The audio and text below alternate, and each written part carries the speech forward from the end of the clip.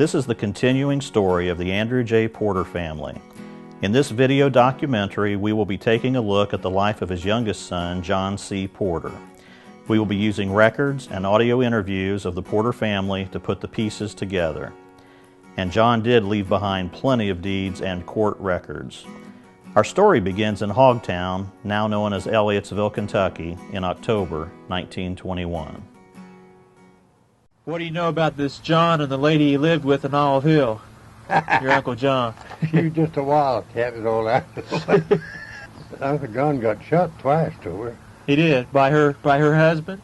Yeah, her husband shot him both times. Shot him once. He was on the store at HogTown, Elliottsville. Old name of it was HogTown. Old Martha Jane Adkins. He got pretty sick for the time of the flu. 1918, his wife died, Uncle John, over at HogTown. And he kind of took up with old Martha Jane Adkins, that was old Marshall Adkins. And he bought a little house and lot up on the ridge. I guess he bought it with her in view, rented it to her, and so she rented it.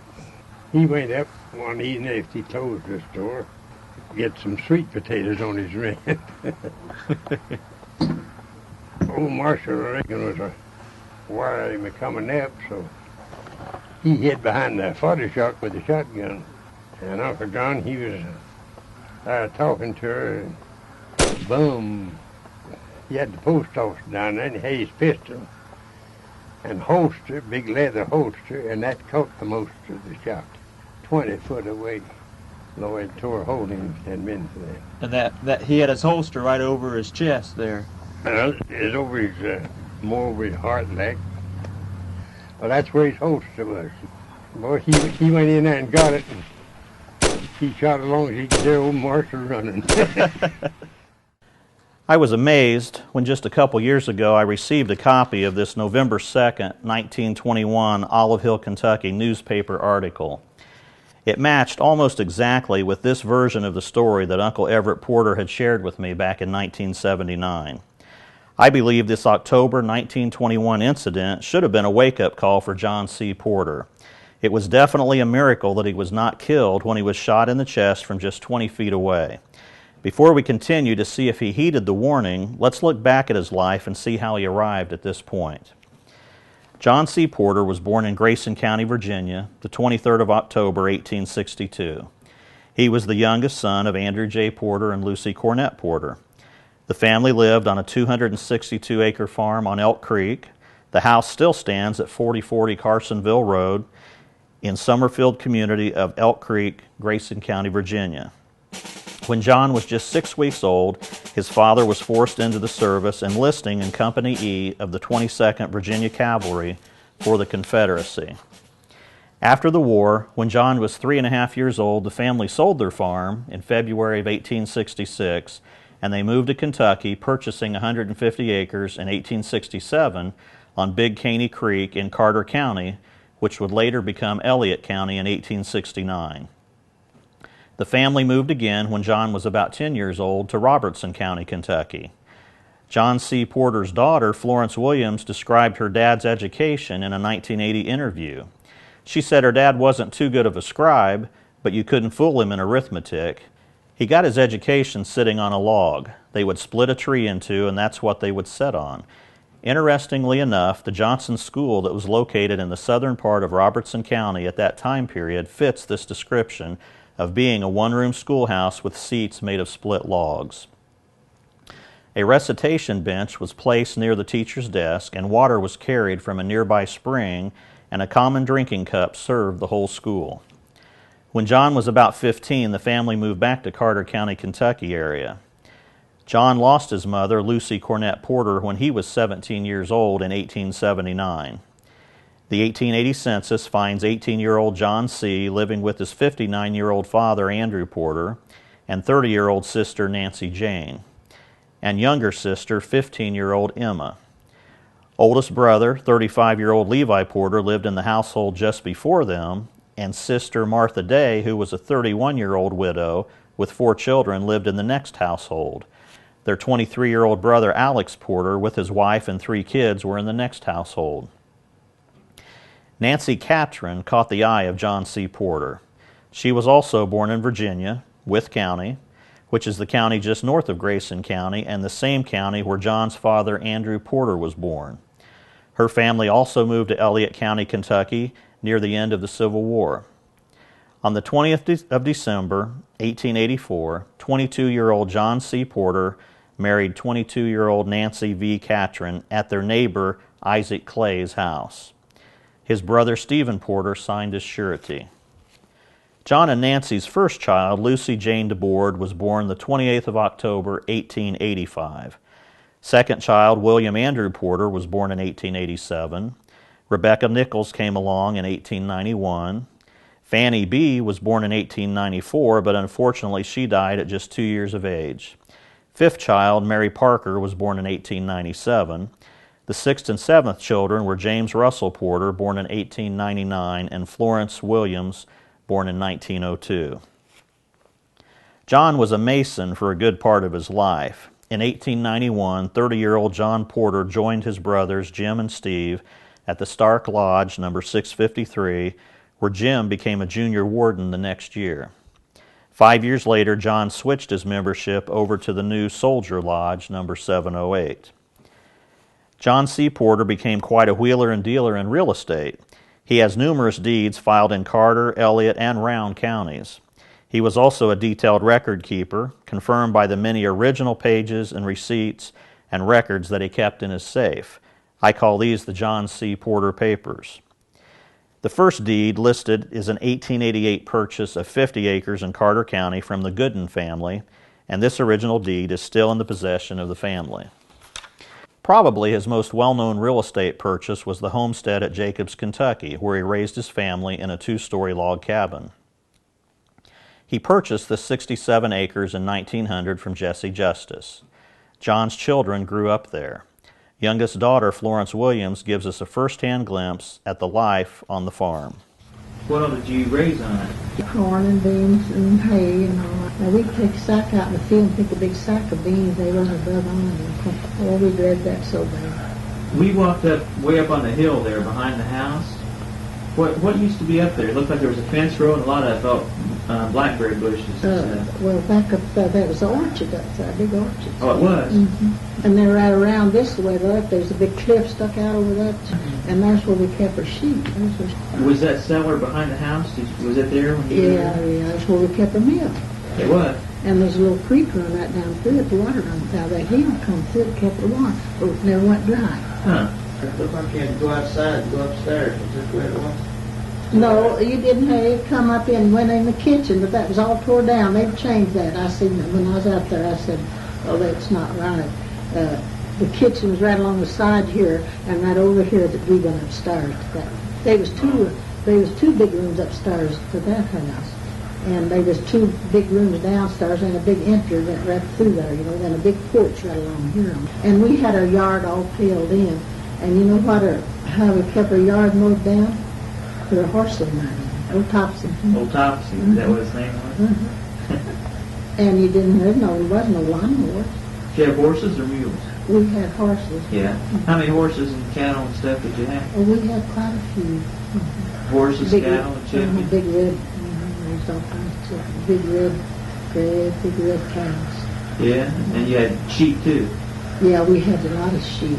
Did it have a fireplace in it? Big fireplace, put big logs in that lawn. Did it have one upstairs too, or just, no, just down. Just the one. John C. Porter lived just over the hill from his brother Alex Porter. They purchased some adjoining land together, and they even partnered on the purchase of a hay rake in 1902.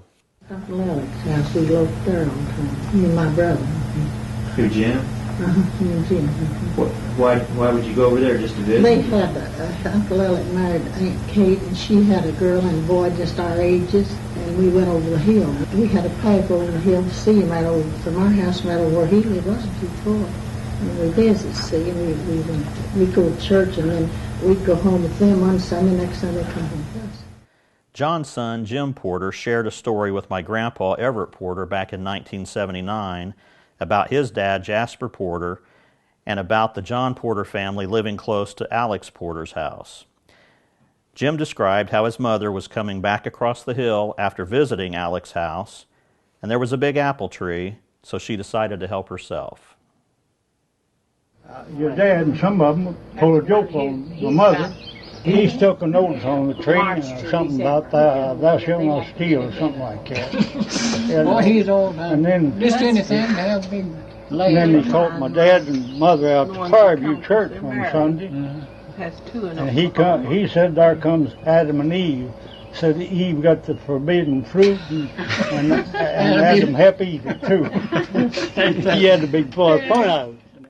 I've been told that John C. preached some at the old Fairview Methodist Church, which was founded in 1887 by his brother, the Reverend Steve Porter. He was following in the footsteps of his older brother and his father, Andrew Porter, who were both Methodist ministers. In a 1981 interview, along with my grandpa Everett Porter, his uncle Harlan Porter, son of Alex, described the part his uncle John Porter played in raising money for the last new Fairview Church building that was located at the old cemetery. I remember mighty well when they started this one. Uncle John was the only one in the bunch that had much money. Uncle John had a right smart money. Yeah. You know that, kid? Yes, sir. He got up, Uncle Steve wanted to build a church house. John set the bar high, suggesting that if just 10 men, including himself, could give $100 each, they would reach their goal. His brother Steve apparently did not approve of that plan.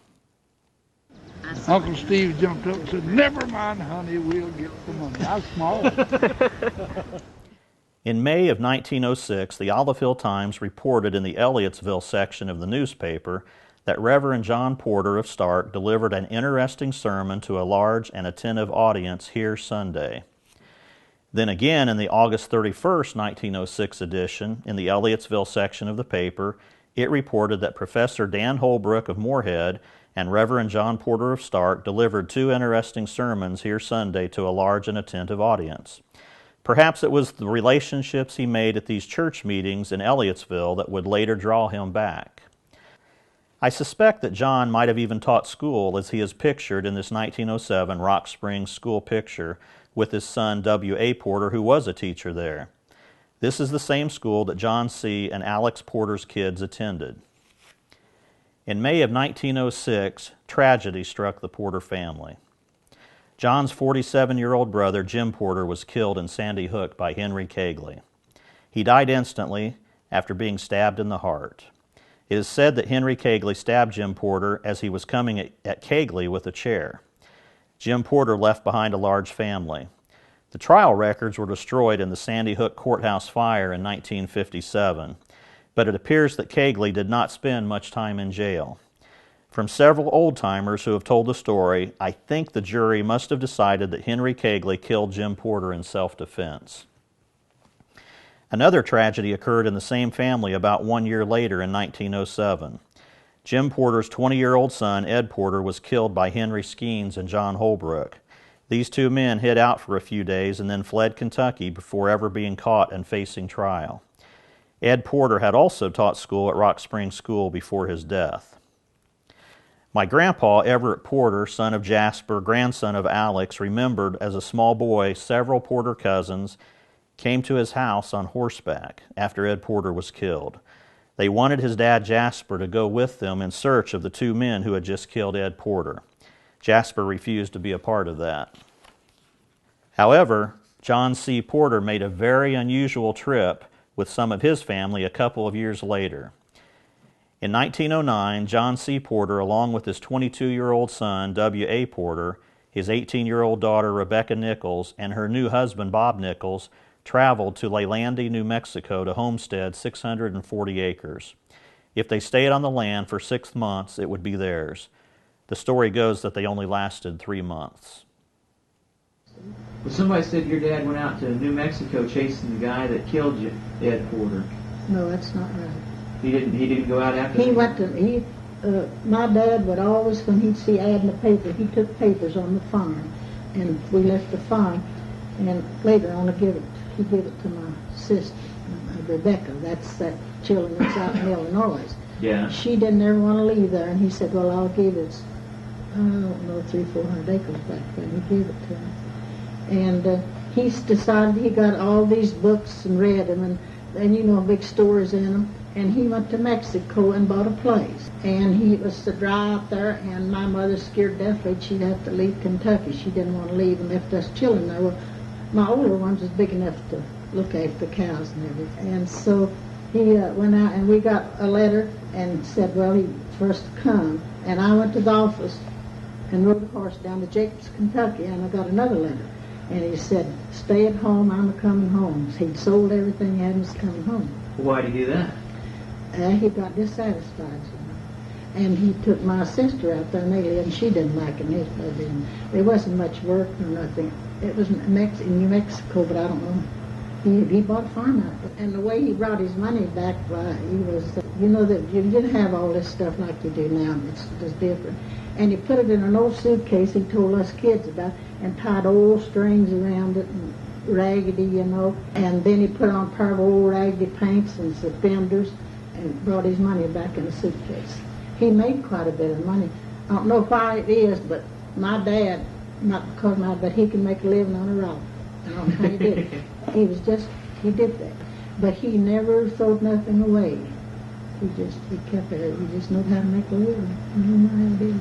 Who all went out to New Mexico with him? My sister Becky, that's the one that the children's in Illinois now. Yeah. And she didn't have no children when they went then. And her husband went with her, Bob. Yeah. And she just tried to come home. The sand blew. She kept house for them. They hadn't been married long.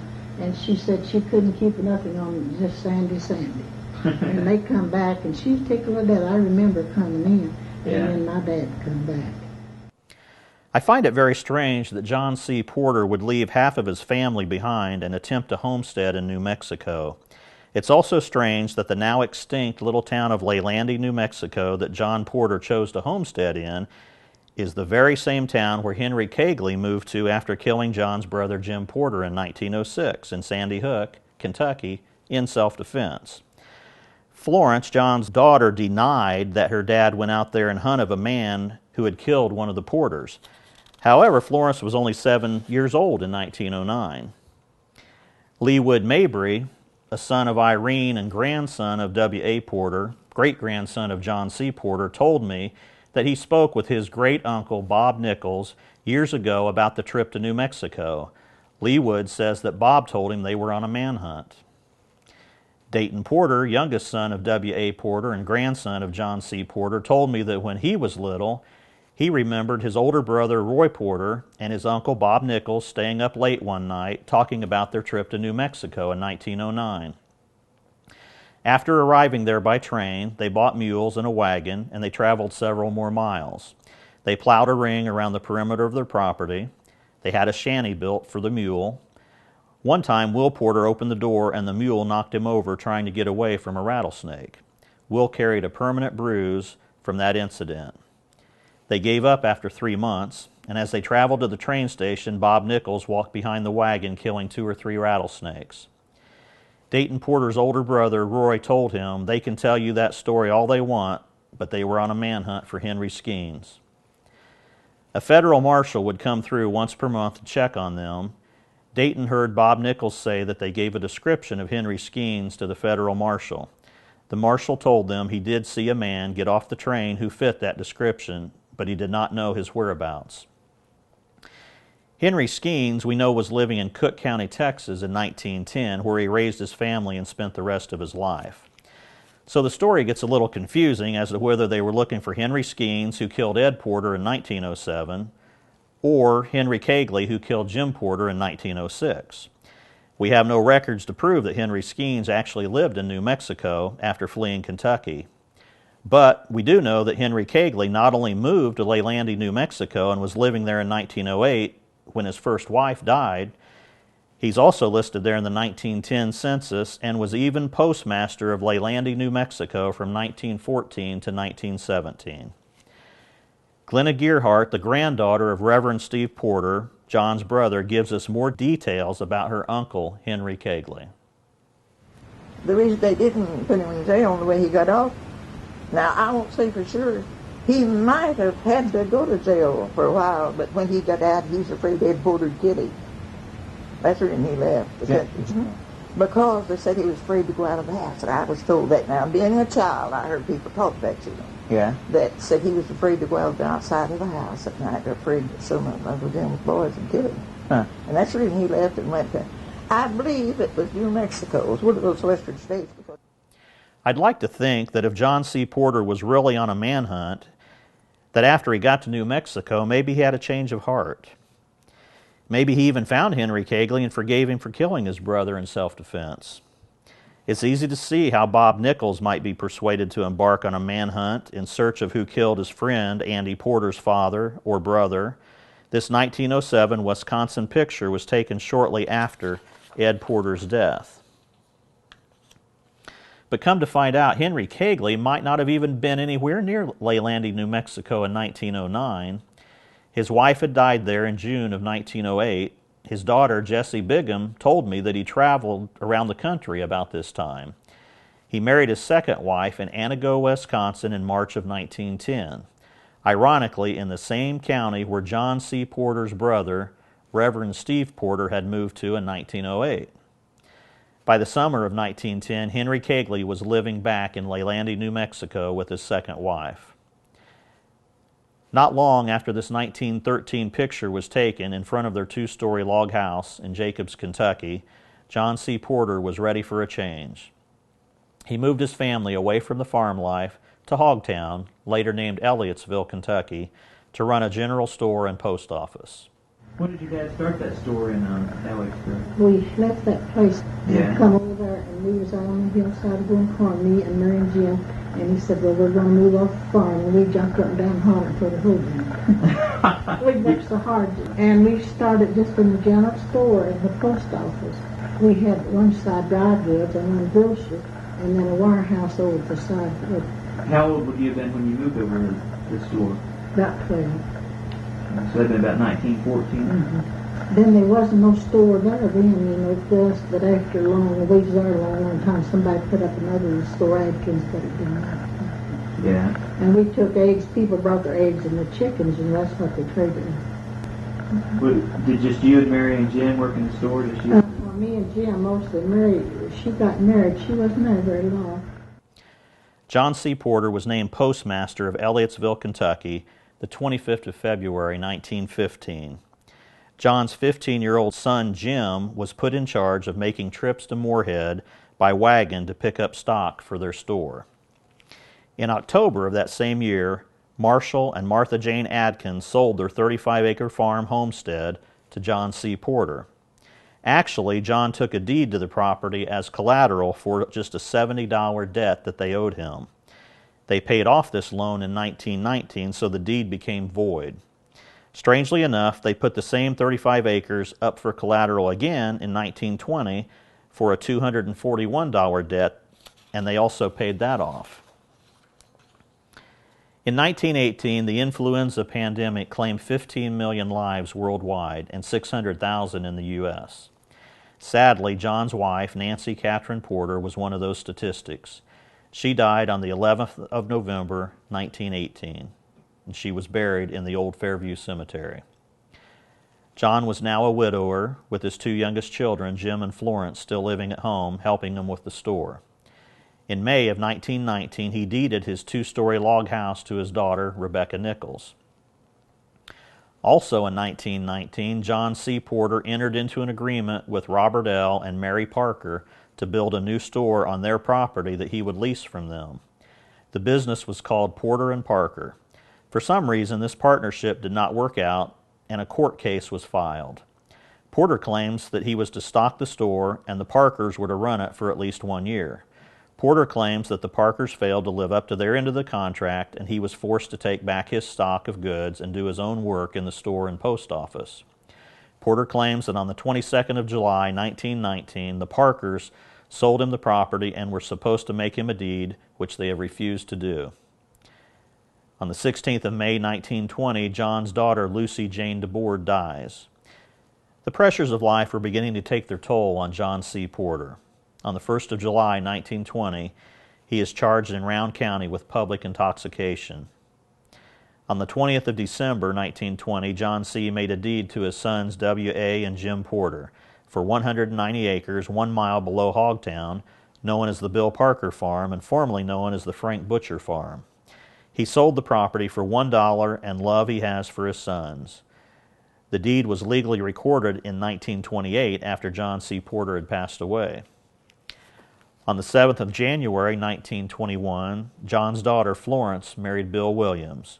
That same year, on the 7th of May, 1921, John's son Jim married Alice Parker, who happened to be the daughter of Robert L. and Mary Parker, who had the failed business partnership with John C. Porter. With all of his children married, 58-year-old John was now living alone.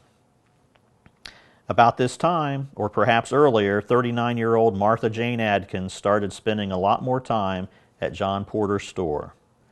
Martha was the wife of Marshall Adkins, and they had 7 children ages 6 to 24. The neighbors felt like Martha Jane Adkins and brother John Porter were getting too thick, and they were right. According to their 50-page divorce case, on the 25th of July, 1921, Martha Jane Adkins filed for divorce from her husband of 25 years. 1 month later, the depositions were taken in Moorhead. Martha Jane would not tell them where she got the money to pursue a divorce. They suspected that John Porter had given her the money. The attorneys addressed him as Brother Porter. He claimed he did not give her money to file for a divorce.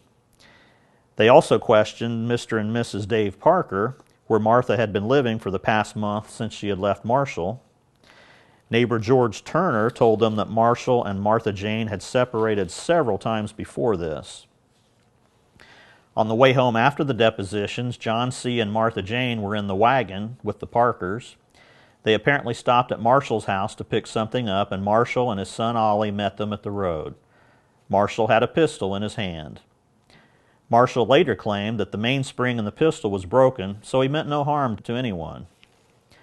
On the 22nd of September, 1921, Martha files a motion asking the court to make Marshall pay her a financial allowance for court costs and $25 per month for her support for her 3 dependent children. They are now on the cold mercy of the neighbors.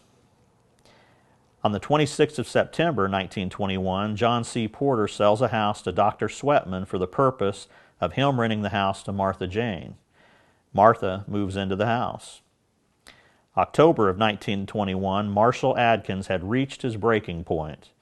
Marshall knew that Martha had moved into John Porter's little house, and he would probably stop for a visit, so Marshall laid in wait for him. John Porter's son Jim Porter commented about Marshall's plan. Of course, you know what nice is make him mad. She went to open the fire. He knows she's up fire. Little old house over inside the HogTown. My dad owned it. Yeah, he knows what she's at. So Marshall hid behind a fodder shock, waiting for John C. Porter to arrive at Martha's house. He stepped out, and he shot John from just 20 feet away right in the chest. John survived because the shot hit him in his own pistol in his chest holster. I would say this was a miracle that John Porter was not killed or seriously injured. Maybe surviving this shooting was meant to be a wake-up call for John. Maybe this would make him think twice about taking another man's wife. I'd like to think that John changed his mind, and maybe he did for a while. One thing John did change was the ownership of his store. On the 26th of October, 1921, just after being shot, he sold his store to his son, W.A. Porter. He apparently decided it was time to get out of town. Marshall turned himself in after the shooting, and he was released on $1,000 bail. Now there were 2 trials to contend with: Marshall and Martha Jane's divorce and the shooting trial. On the 11th of January, 1922, Marshall told the court that he was not ready for a submission in the divorce case. He had boarded his kids out with his brother, and he did not have any money for legal fees. But on the next day, Marshall did submit a statement saying that Martha Jane left home and became unfaithful and took up with another man by the name of John C. Porter. She lived in one of Porter's houses without Marshall's consent. Porter paid her board for 2 months or more at Dave Parker's house, and from there moved her into a house belonging to him. 5 days later was the first hearing in the shooting case. 3 witnesses were present to testify against Marshall Adkins. Parish Prince, Lizzie Adkins, and Preacher Porter. The case was continued until the next term. 2 months later, on the 16th of March, 1922, Sarah Adkins, the wife of Jim Adkins, Marshall's brother, was named postmaster of Elliottsville. This picture was taken about that time at their store. The ladies in the picture are Sarah Adkins and her daughters. In April of 1922, depositions resumed for the Adkins divorce trial. Marshall's brother, 67-year-old J.W. Adkins, said John Porter was the reason for this divorce. He saw evidence that Martha and John were too thick. Martha would visit John Porter's store in HogTown almost every day, and sometimes twice per day. She would spend hours there at a time. J.W. gave John some good advice, telling him, "Brother Porter, if I were you, when Marshall's wife comes here so often and stays, I would tell her to stay away." John's response was, "When you see Mr. Adkins, tell him I said, if I ever hear of him watching me, they will find him in a fence corner." 37-year-old neighbor Iola Pelfrey said they separated because of Brother John Porter. Martha made at least 6 three-quarter-mile trips to Porter's store each week. But what first aroused Marshall Adkins' suspicion was a note that Pelfrey found written from John to Martha. "No tomatoes, dear. Who would do this but me? You said you would come. I believe you will. I am giving you a chance." This leads me to think that maybe Martha had decided to pay less visits to John's store, and now John missed the attention and was pursuing her. When questioned by the attorney, John admitted that he did write the note. They questioned John that if he had rented a house to Martha, if he had paid her attorney's fees, did he give her goods from his store to start housekeeping after she left Marshall. John claimed he sold the house to Dr. Sweatman and he rented it to Martha. Dr. Sweatman backed John's story up, cursing at the attorneys who accused him of not purchasing the house from John until Martha had moved in, calling it a boogaboo of a trial. Neighbor Parish Prince testified that John had approached him 2.5 months after the Adkins separated, wanting to sell property to him so that he could rent it to Martha Jane. Then, 45-year-old neighbor J.W. Fouch gave the following detailed deposition of John and Martha's relationship. "My name is J.W. Fouch. I am over the age of 21, live near HogTown, Kentucky, and am a farmer. I know both the plaintiff and defendant of this action and have known them for many years. They separated sometime last summer. I understood that J.C. Porter was the cause of this separation. John C. Porter, during the summer of 1921, was a merchant in HogTown, and I had occasions very frequently to be at his store. He was also postmaster. My judgment is I was there as often as 3 to 5 times a week, and the defendant's wife, Martha Adkins, was at his store almost every time I was there. I will say that she was there as many as 3/4 of the time that I had the occasion of being there. I have seen her come to the store when it was almost dark, and I would go home and leave her there, and on different times I have known of my own knowledge that she has stayed in his store as long as 2 hours or more. I came up to his store one time, and there was no one in the main store building, and I came in the store anyway, and shortly after I came in, the plaintiff and J.C. Porter came in and out of the wire room. They had nothing in their hands. I have many times seen him manage to have secret conversations with her, and have seen him take her in the wire room and have secret conversations with her, and every time that I saw her at the store, if he didn't have a private conversation in the house, he would follow her out, talk with her as long as from 10 minutes to 2 hours at a time.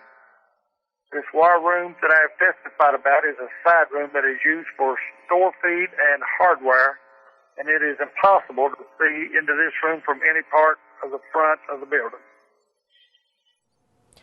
Just a few days later, on the 18th of April, 1922, the shooting case was on the docket again in Round County, Kentucky.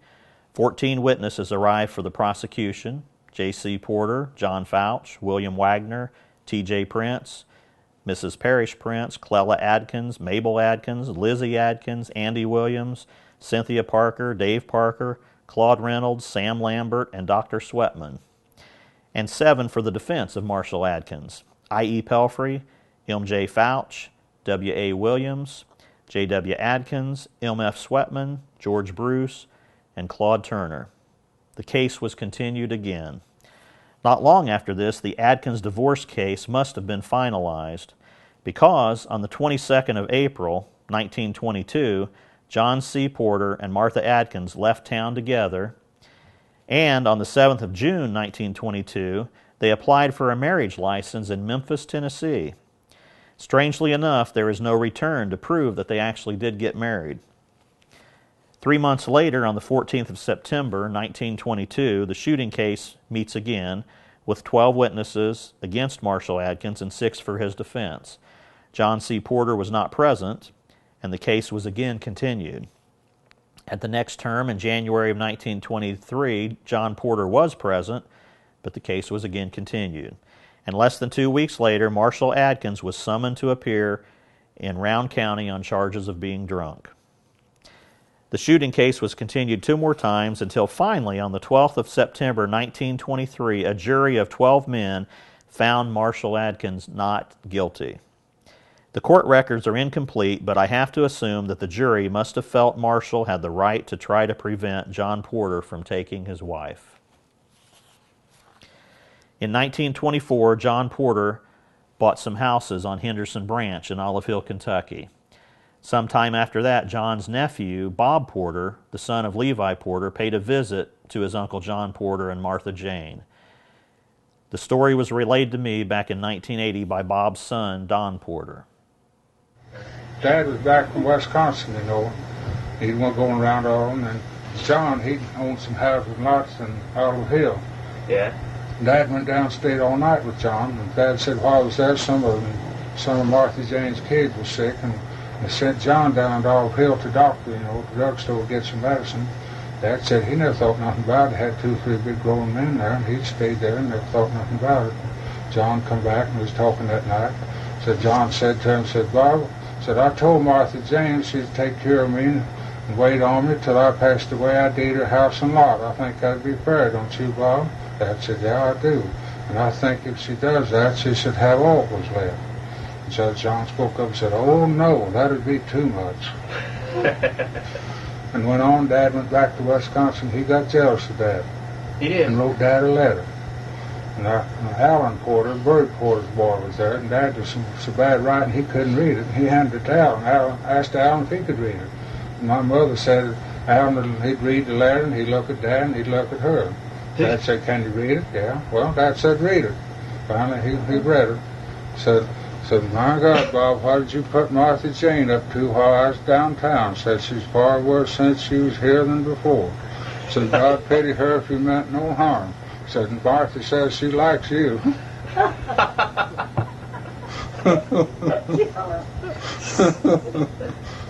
And Dad wrote a letter. I seen the letter he wrote. He never mailed it. Dad wrote him a letter, answered to it. Dad said he got ashamed of himself and didn't mail it. But I seen the letter that he wrote. Yeah.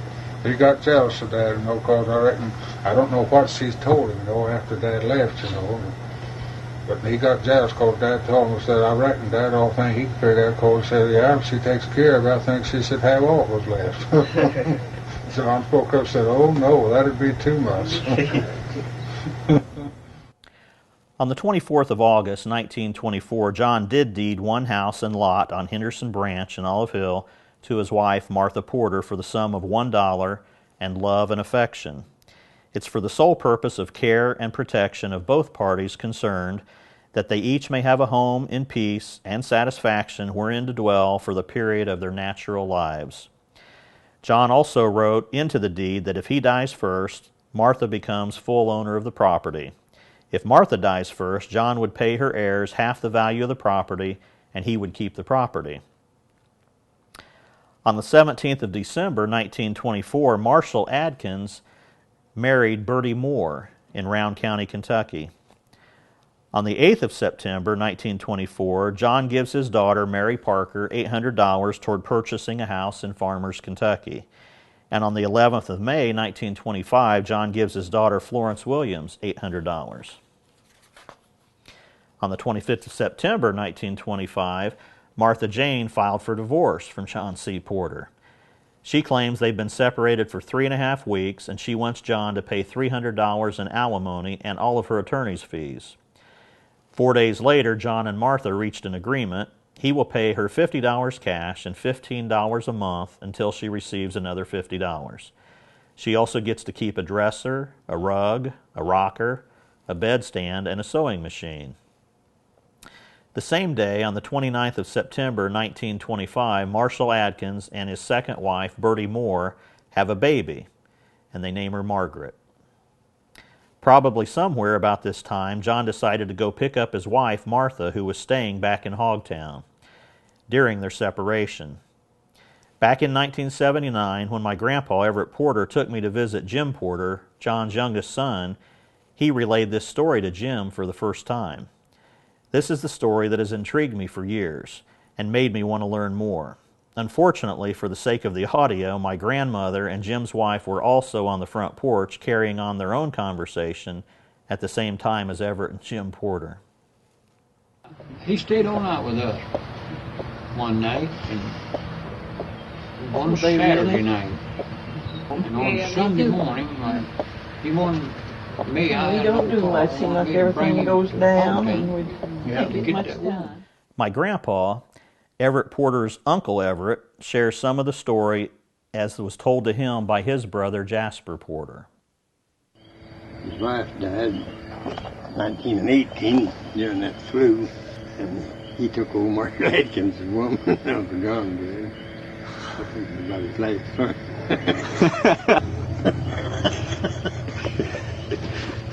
Everett was Jasper's driver in the car. Uncle John had moved on Henderson Branch, bought the property. Everett said that Martha had left John and their home on Henderson Branch, and she had moved back to HogTown. Well, he come up to Jace, told Jace, on a hurry to go over to HogTown, get my wife. He didn't know he'd stole her. So, him and Everett went. They went over there and they run on to her right along. They were coming along down. They met old Marshall. Great old tall raw bones. Uncle John went right down between them seats. He had a little satchel in there and had what they call a shooting iron in there. My grandpa, Everett Porter, went on telling the story to Jim Porter, John's son. Everett was driving, and John was in the passenger seat with Jasper in back. They got to Christie Creek, and Jasper said, "There's Marshall Adkins." Oh, John's sitting up in the front seat with me. He just opened up a big grip for her and made a big pistol in, and then use much of this it. one go down this way, son. And I said, oh, we're in for it. He'd shot him. Yeah. I believe he cut to hold that pistol real big. Yeah. I never thought of nothing. I said, My dad had the pistol. Yeah, your dad had it. Didn't he grip? My grandpa, Everett Porter, said that they picked up Martha Jane in HogTown. Come back down and passed him down there. Oh, I just give it to Gab, just come back down there. That was a one. He got down, him and her in the back seat, and they got down there and put something overhead. So we couldn't see. And he stood there and watched that car. I think he kind of smelled him out something. Yeah. He might have seen him when he went up, when we met him down there. I told Dad, I said, don't you never get me in scrape like that anymore. I didn't know nothing about that. I said, well, we could have one got killed like that. So John and Martha Jane were back together again. John's daughter, Florence, said that John loved to travel. They would go to Florida and stay there for a while. John also made trips to Wisconsin to visit his brother, the Reverend Steve Porter, who had moved there in 1908. Ray Stamper, a grandson of Martha Jane, said that his mother, Mabel, as a girl, remembered getting on a boat at Portsmouth, Ohio, and taking a trip down the Ohio River with John and Martha. About this time, back in HogTown, Marshall Adkins' new wife, Bertie Moore, decided that she did not want to raise their young baby girl anymore. 88-year-old Margaret Pelfrey Jones told me the story earlier this year by phone how that her mom handed her out the window to her dad, Marshall Adkins, when she was about 3 months old. Marshall went up the road to find someone to raise his baby daughter. Neighbors Iola and Cora Pelfrey gladly took Margaret in and raised her as their daughter. Margaret told me that she felt very blessed to have been raised by such a fine Christian family as the Pelfreys. As a young girl, Margaret remembers her real father, Marshall Adkins, stopping to visit her from time to time. He would try to get her to sit on his lap, but she was reluctant. He would give her change out of his pocket. But the trouble between Marshall Adkins and John C. Porter was not over. On the 5th of April, 1926, John C. Porter was walking down the street in Olive Hill, Kentucky, and suddenly he ran onto Marshall Adkins. And then at Olive Hill, he moved to Olive Hill. He bought some houses up Innocent Branch. He owned 4 or 5. And him and this old woman was living in one of them, just as he started up Innocent Branch. About the first house, I think the house is burnt now. And he was downtown and run on to Marshall. And he was following right along after him. Who, John was following Marshall? No, Marshall following him. And it was a Thornsbury store. That's where you turn off right again the sidewalk. It's tore down when they changed, made wider streets through there. And Uncle John, he had it in mind to jump in the door there, and did. But old Marshall shot him through the cheek of his hind end as he jumped in. I shared this story with Marshall and Martha Jane's grandson, Ray Stamper, and he told me the rest of the story. Ray said that after his grandpa, Marshall Adkins, shot John Porter, he hid out in Boone Pelfrey's field all night in Olive Hill. They did finally catch up with Marshall because 2 days later he was charged with shooting at John C. Porter with the intent to kill. 7 months later, Marshall Adkins is declared guilty by a jury of 12 men and sentenced to serve 1 year in the reformatory. He is placed in custody by the jailer on the 12th of November, 1926. However, just 3 days later, Marshall Adkins files for a new trial. He claimed that he did not get a fair trial because his attorney quit at the last minute, leaving him to defend himself. One of the jurors stated that he did not believe that Marshall was in his right mind during the trial. Nephew Marvin Adkins and his brother-in-law Oscar James testified on Marshall's behalf that ever since John Porter took his wife, it has had a serious effect on his mind. They stated how John Porter had moved Martha into one of his houses, and Marshall saw him kissing her and telling her he would be back the next night. This had to be referring to the 1921 shooting 5 years earlier. They claimed that Marshall was in Olive Hill because Martha had filed against him requesting back child support. I could not find any record of that case in Carter County. At any rate, after hearing testimony from 4 witnesses against Marshall Adkins, Hiram Pelfrey, Mr. Thornsbury, J.C. Porter, and Noah Danner, and 3 for the defense, Marvin Adkins, Oscar James, and Iola Pelfrey, the jury returned the following verdict: "We, the jury, cannot agree." So Marshall was apparently free to go. On the 2nd of November, 1927, John lost his 37-year-old daughter, Rebecca Nichols. In her obituary, written by John, he says, "It was appointed unto man once to die, and after death the judgment. She was ready for the call," is the best part of any obituary. Some 15 years ago, she prepared for the journey she had taken on November 2nd. John goes on to say, "She is gone but not forgotten, waiting just inside the eastern gate. Dear daughter, you will not have long to wait. Linger near the eastern gate, her father." This is the last picture I have of John with his brother Alec's family and brother-in-law George Dwelly, who was visiting from Robertson County, Kentucky. On the 24th of January, 1928, John and Martha Porter sell to his son, W.A. Porter, 100 acres near the Fairview Church for $1,000 and 1 black Jersey cow. On the 29th of June, 1928, John and Martha sell a tract of land on Henderson Branch. On the 24th of July, 1928, Martha files for divorce again from John. Martha says that John owns $10,000 worth of real estate in Kentucky.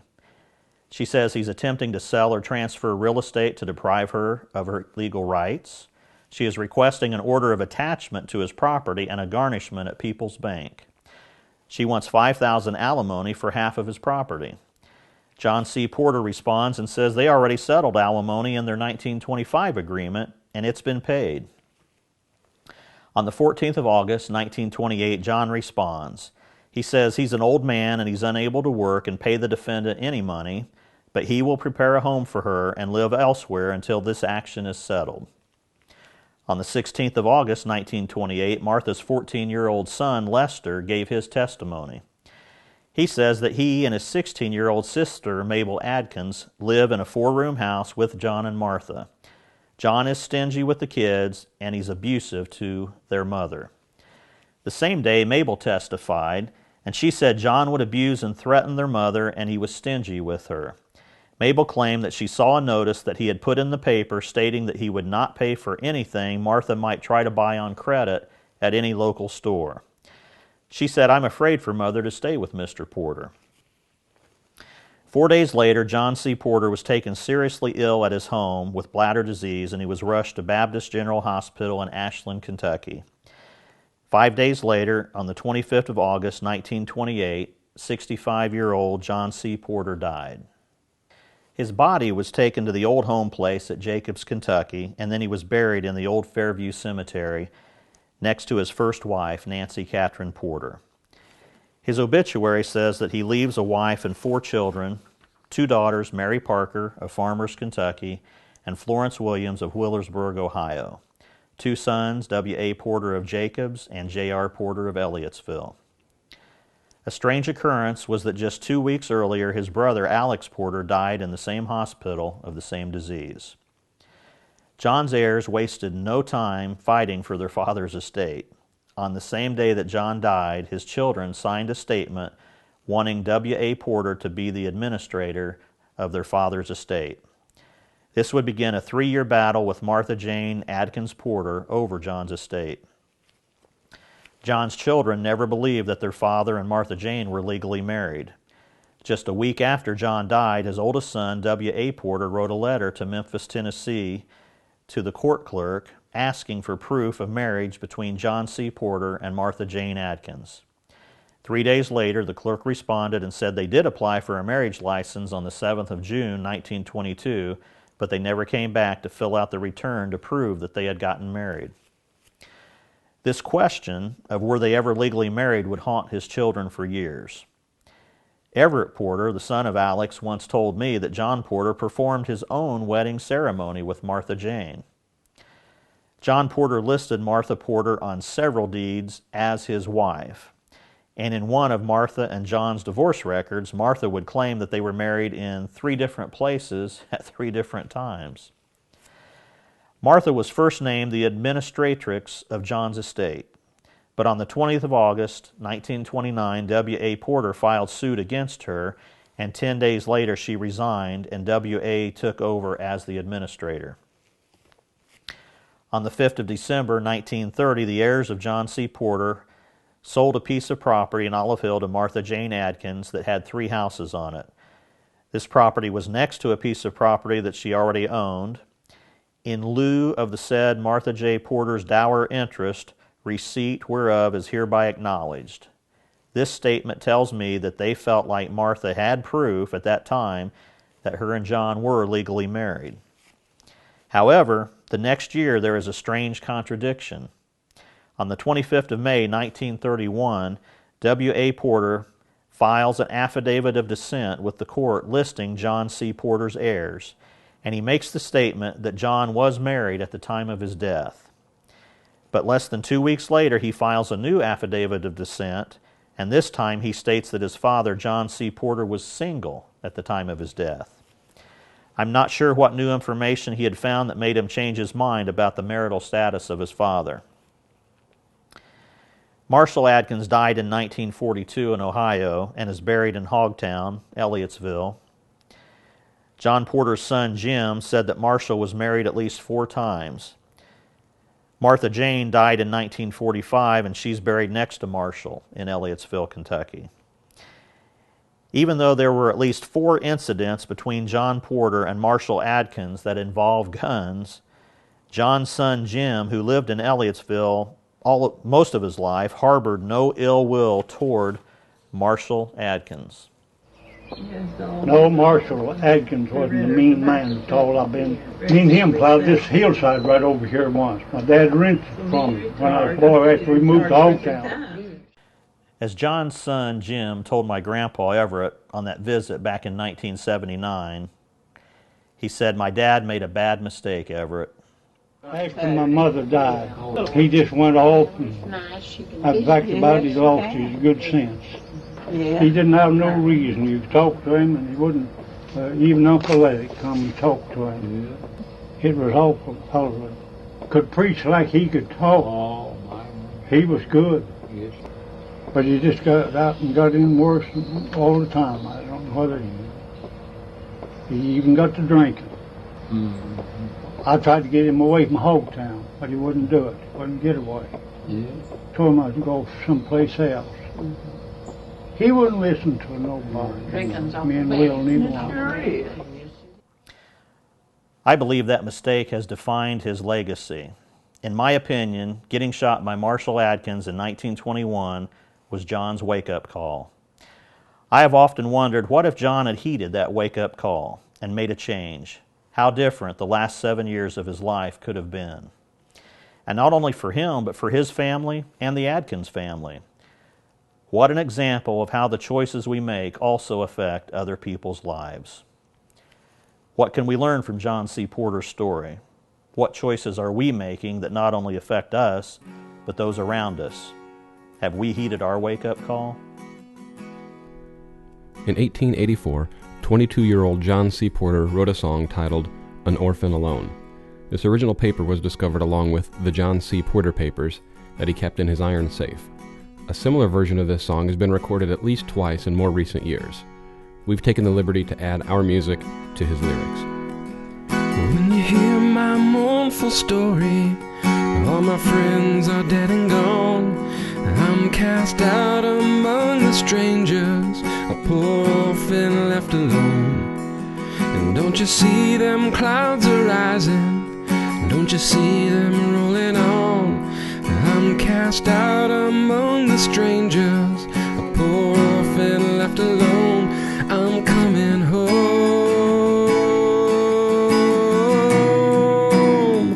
I'm coming home.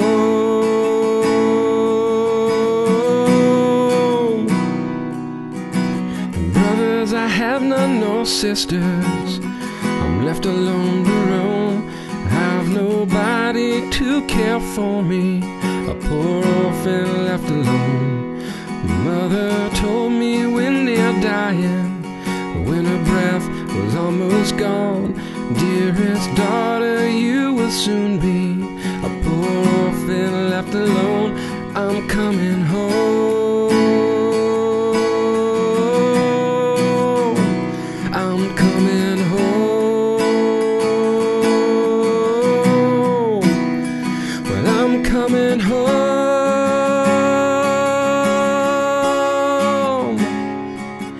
This Bible to your closet, read and pray both night and day. Seek salvation and your Savior, a poor orphan left alone. I often walk that lonely graveyard, longing for the time to come when by mother I'll be united. Then I'll be